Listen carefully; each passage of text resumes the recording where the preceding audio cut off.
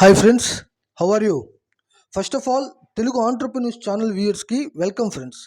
ఈరోజు నేను చెప్పదలుచుకున్న topic dividend stocks versus growth stock friends. ముందు డివిడెండ్ స్టాక్స్ గురించి చెప్పుకుందాం అనుకుంటే, డివిడెండ్ స్టాక్స్ ఎవరు ఇన్వెస్ట్ చేయాలనుకుంటే మనకి ఒక రెగ్యులర్ ఇన్కమ్ జనరేట్ అవ్వాలి, ఒక రెగ్యులర్ ఇన్కమ్ కావాలి అనేవాళ్ళు డివిడెండ్ స్టాక్స్కి వెళ్ళాలి ఫ్రెండ్స్. లేదు నేను కొన్ని ఇయర్స్ వెయిట్ చేస్తాను, లాంగ్ టర్మ్లో వెల్త్ క్రియేట్ చేస్తాను, లాంగ్ టర్మ్లో వెల్త్ జనరేట్ చేస్తాను అనేవాళ్ళు గ్రోత్ స్టాక్స్కి వెళ్ళాలి ఫ్రెండ్స్. డివిడెండ్ స్టాక్స్ ఎప్పుడు ఇన్వెస్ట్ చేయాలంటే ఎప్పుడు బేర్ మార్కెట్లో ఇన్వెస్ట్ చేయాలి ఫ్రెండ్స్. అప్పుడు డివిడెండ్ ఈల్డ్ పెరుగుతుంది. ఒకటి మనం అర్థం చేసుకోవాలి ఏంటంటే, షేర్ ప్రైస్ పెరుగుతున్నప్పుడు డివిడెండ్ ఈల్డ్ తగ్గుతుంది ఫ్రెండ్స్. అదే షేర్ ప్రైస్ తగ్గుతుంది అనుకుంటే డివిడెండ్ ఈల్డ్ పెరుగుతుంది. డివిడెండ్ ఈల్డ్ ఎక్కువ ఇచ్చే కంపెనీస్ పిఎస్యు కంపెనీస్ ఫ్రెండ్స్, అంటే public sector companies. Example REC, power finance, BPCL ఇలాంటివి అన్నమాట. ఎగ్జాంపుల్ ఆర్ఈసి తీసుకున్నారంటే కొన్ని ఇయర్స్ ముందర 100, 150 కూడా వెళ్ళింది ఫ్రెండ్స్. ఆ టైంలో డివిడెండ్ ఈల్డ్ 10%, 12% కూడా వెళ్ళింది.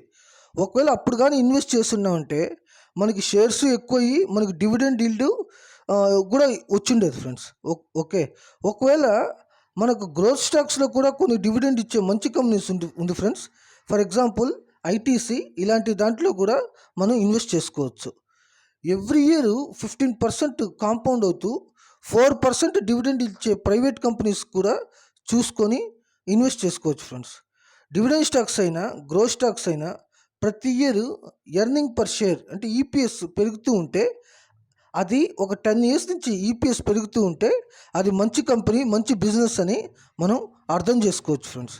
కానీ వారెన్ బఫెట్ గారు డివిడెండ్ వచ్చే కంపెనీస్ మీద కాకుండా గ్రోత్ స్టాక్స్ మీద ఇన్వెస్ట్ చేసుకునేవాళ్ళు ఫ్రెండ్స్. అంటే తను ఒక స్టాక్ ఇన్వెస్ట్ చేశారంటే ఆ బిజినెస్ మంచి బిజినెస్ని అర్థం చేసుకొని ఎవ్రీ స్టాక్ 100 టైమ్స్ పెరుగుతున్నట్టుగా చూసుకొని దాని మీద మాత్రం ఇన్వెస్ట్ చేసుకునేవాళ్ళు ఫ్రెండ్స్. దానికి బోనస్గా డివిడెండ్ వచ్చేది, అది వేరే సంగతి. నా ఐడియా ప్రకారం అయితే డివిడెండ్ స్టాక్స్లో ఇన్వెస్ట్ చేసుకుంటూ వచ్చిన డివిడెండ్స్ని గ్రోత్ స్టాక్స్లో ఇన్వెస్ట్ చేస్తే అది మంచి ఐడియా అని నా feeling friends.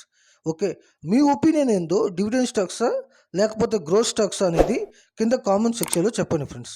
Okay friends, thank you for watching. Next వీడియోతో మిమ్మల్ని మళ్ళీ కలుస్తాను. అంతవరకు take care of health and take care of wealth friends. Thank you.